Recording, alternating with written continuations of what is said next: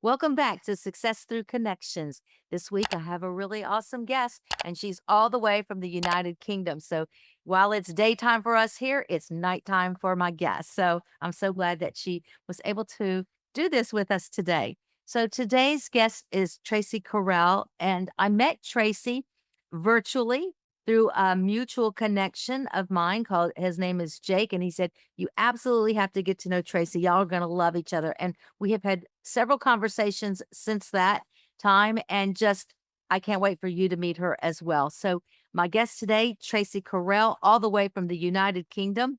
She is a serial entrepreneur. She is a property investor. I think she owns an Airbnb, if I'm not mistaken, or a bed and breakfast. One of those. I know she's an investor there, and Yeah. she Yeah. is the founder of the organization called IntroBiz, which is a membership networking group. And that's what we're going to talk about today, mastering networking.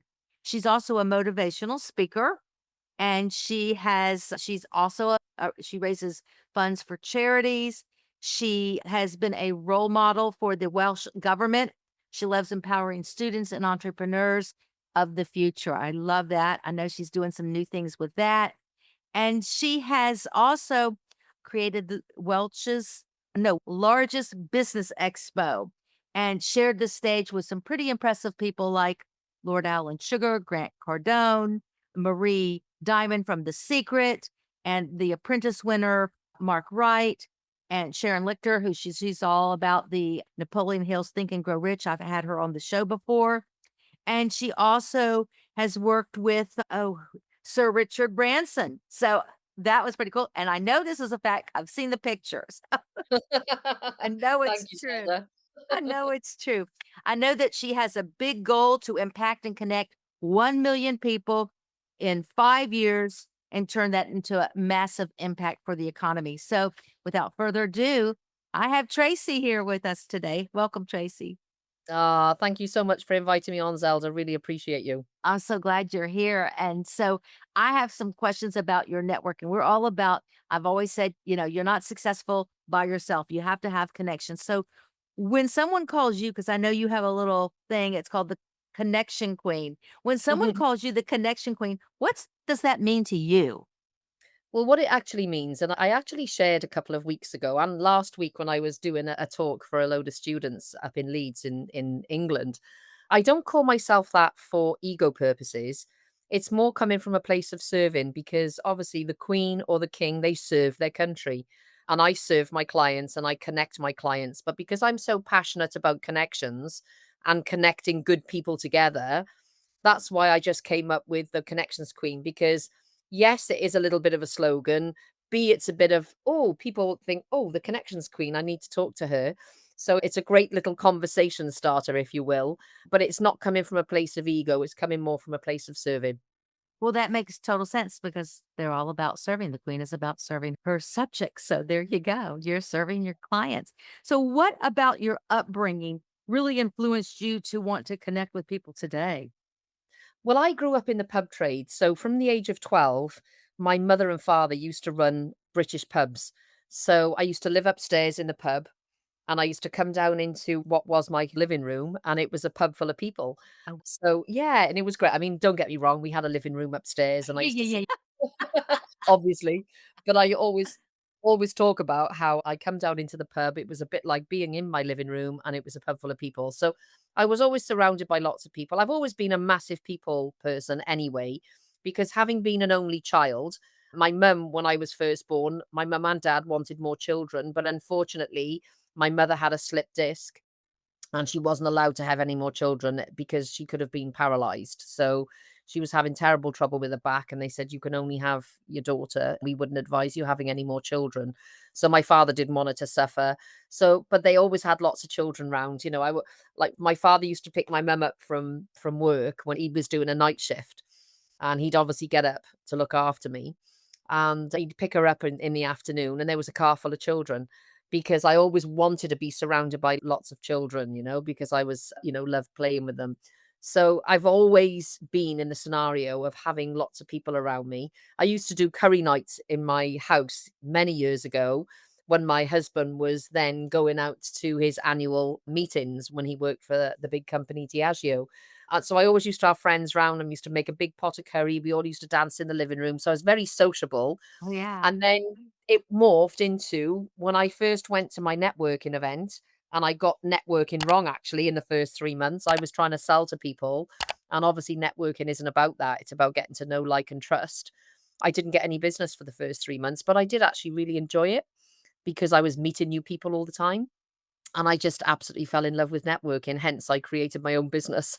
What was it that made you have that aha moment to, "I'm gonna create this intro biz"? What was the catalyst for that? Well, obviously, having I was working for a local business magazine, and my boss told me to go out networking, and I'd asked him what networking was, and he said, "Oh, you go to these business events, you swap your business cards, and you do business." And I thought, "Oh, off I go then." And I was obviously trying to close deals at the event, and surprise, surprise, people were going, "Oh my god, who's this full-on pushy saleswoman?" And obviously, I didn't get any business. But I think it's always important when you're in business, if something's not working, you need to find out why it's not working, change it, obviously, to make it work. So fortunately for me, I did actually happen to get along with a few people. And I said to them, I went up to some new friends of mine, Julie and Mandy and a couple of the others. And I said, listen, girls, I'm doing something wrong, am I? Because this networking lark isn't working for me. I said, I'm not getting any business. Or you've got to tell me, am I doing something wrong? And they said, yeah, can we be honest with you? I went, give it to me.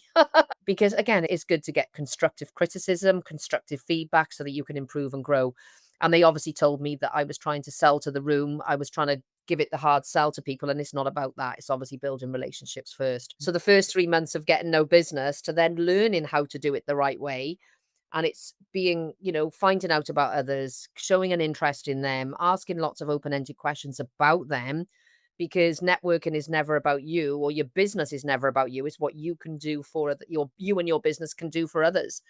So having learned how to do it the right way, from month 4 to month 12, I went on to sell £95,000 worth of advertising revenue just from networking, and realized how powerful it was, when you learned how to do it the right way. So what when you started the intro biz, what was the focus at that time, and what's its purpose in today's world? Okay, so when I first started, it was all about obviously getting people together at networking events to connect them so that they can grow their business. And obviously, we do that very well, but we do offer now a done for you bespoke service for people so that if they want to have better connections faster, I provide a done for you service whereby I have to fact find and find out all about the client once they sign up to that membership. But then, I find out who is their target audience. Do they have referral partners? If they don't, they should, because obviously that's where I'm really strong. I find good referral partners for companies, because obviously that's like having other salespeople out there in the business community Yeah. for you, finding Are your opportunities. advocates. Yeah. Yeah, yeah, and do you know what? Honestly, Zelda, you'd be surprised how many companies don't actually have referral partners. There are a lot that don't get me wrong, because there are a lot of people who know how to network and create those relationships and referral partnerships, but there's a lot that don't. And this is where I come in and obviously, empower them, teach them, educate them that there is another way, there's a quicker way. It works very well once you connect the right people together. So we offer that service as well. So when people join the membership, what does the group do? Because I know you do a lot of in-person things. So we do a couple of events a month in person. We used to do every single week before COVID. And then obviously when COVID hit, we had to pivot and change and take everything online. And we now do more online than in person. And a lot of people, they say, you get, it's split. A lot of people will say, oh, I don't like the online. I'm fed up of online. I'd rather in person. And don't get me wrong, I'm a human connection strategist and specialist. So for me, I love the in-person stuff where I can give somebody a hug or a cwtch, as we call it in Wales. And I love that.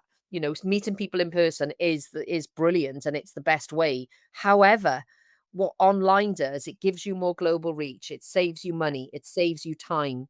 You can connect to more people, because so now we were doing 2 online events a week, plus once a month with a Dubai network, because I collaborate with a Dubai network once a month with SBC Connect, Phil and Michelle.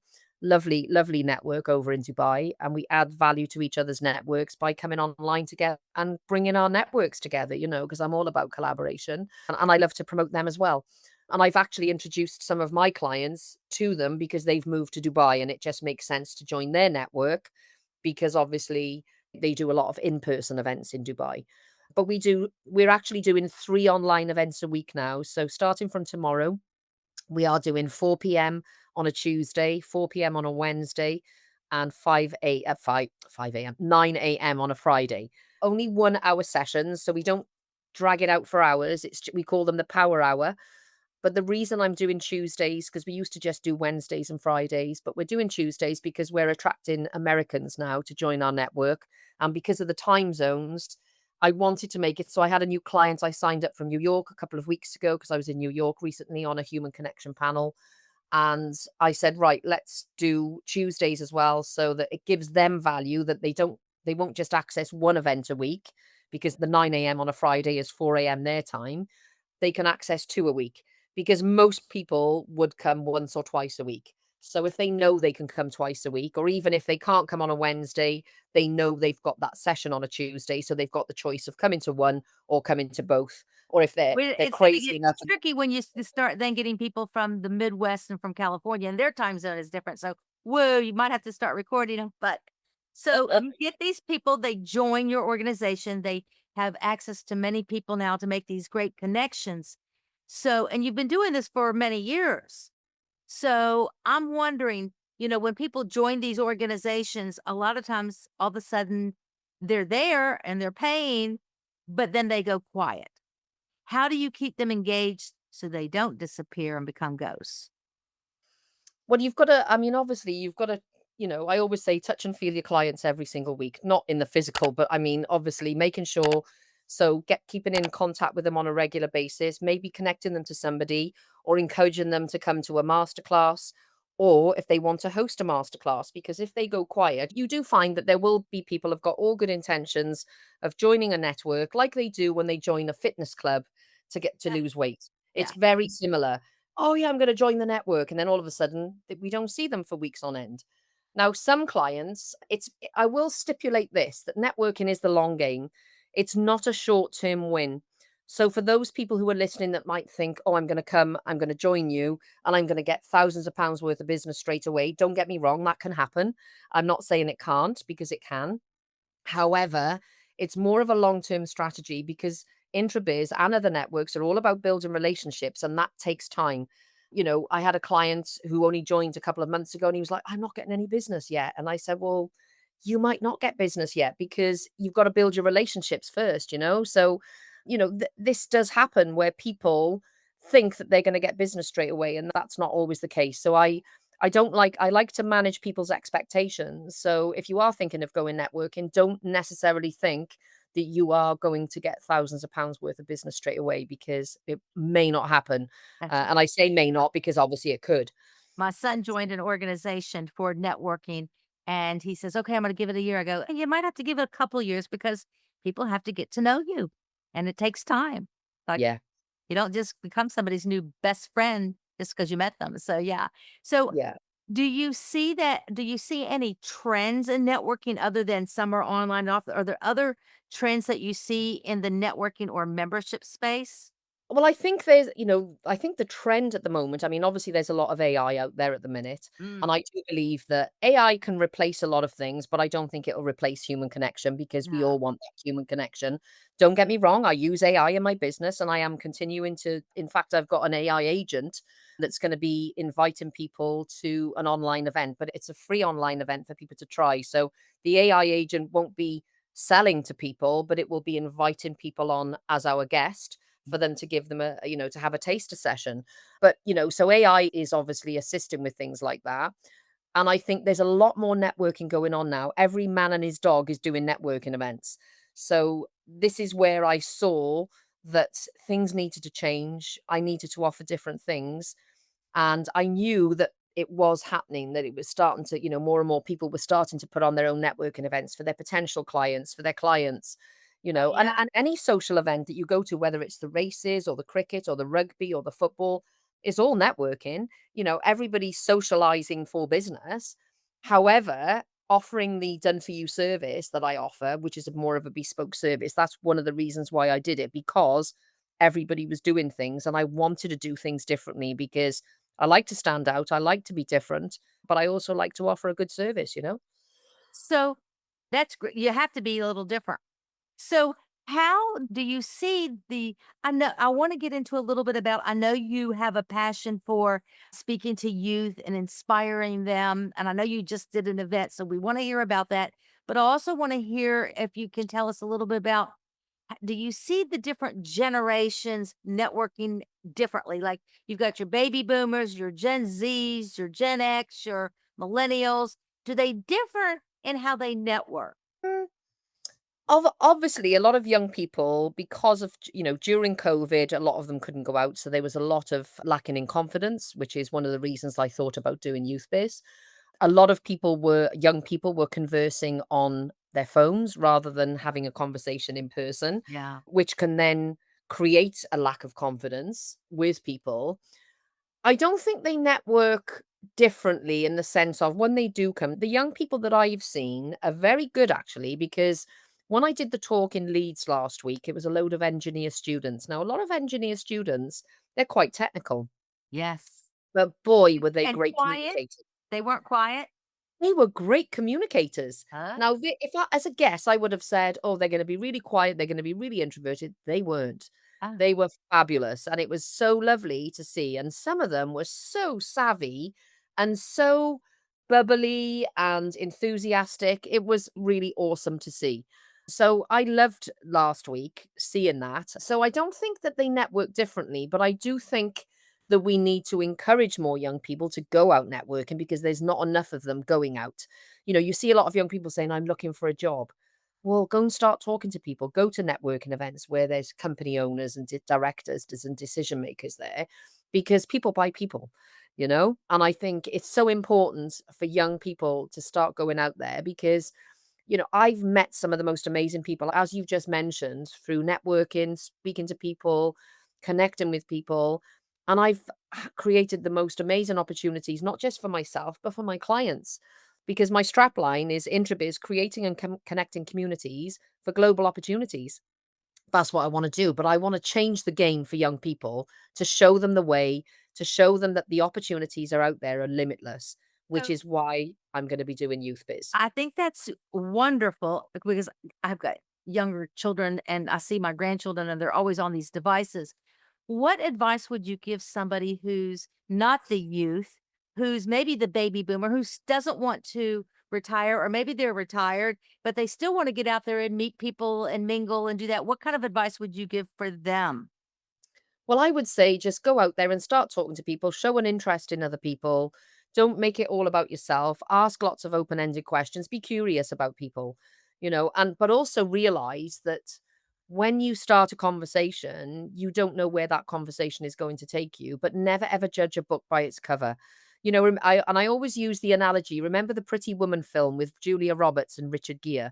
And remember when she obviously goes into the store and she's not very well dressed. She had a little short mini skirt on, and it's Wow. when she was poor, and they looked her up and down and they judged her.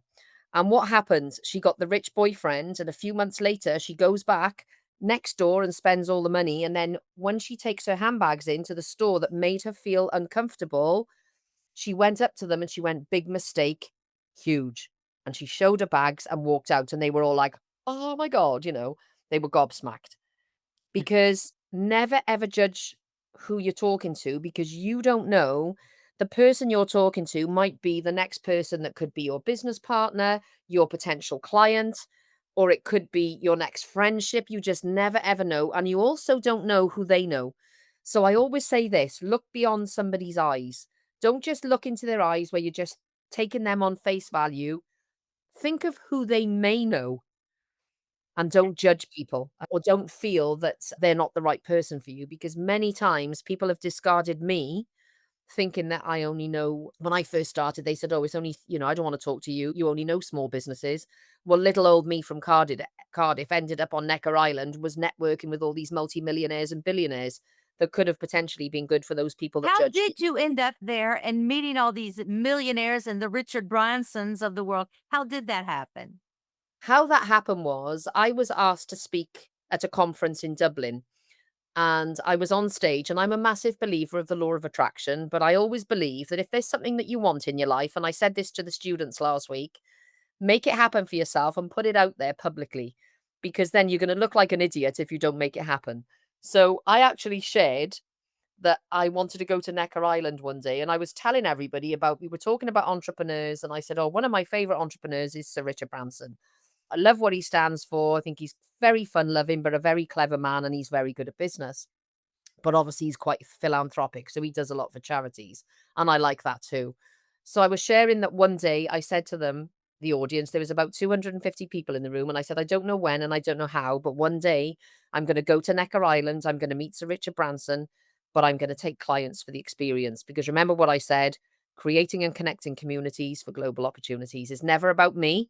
It's always about what I can do for others. So I always like to try and create opportunities, not just for myself, but for my clients or potential clients. So as I came off the stage, there was another speaker went up, and then an hour later it was the break. And during the break, this gentleman came up to me, Brian Chittick, and he said, and he actually became a friend and a client. He said to me, oh, my friend Hannah has just been to Necker Island. Would you like me to introduce you to her? And I said, oh, that would be amazing. I said, I would love that. And to be honest with you, Zelda, I didn't think that I was certainly going to get invited or thought about going myself.